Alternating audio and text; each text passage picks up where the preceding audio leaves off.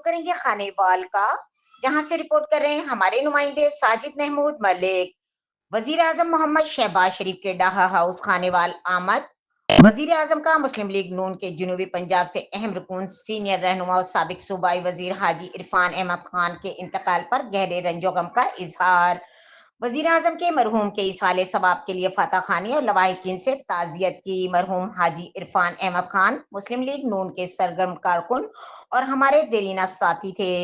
مرحوم حاجی عرفان احمد کی پارٹی کے لیے خدمات کبھی فراموش نہیں کی جا سکتی۔ مرحوم حاجی عرفان نے جنوبی پنجاب میں مسلم لیگ کی قیادت کو ہر مشکل وقت میں مضبوطی سے تھامے رکھا۔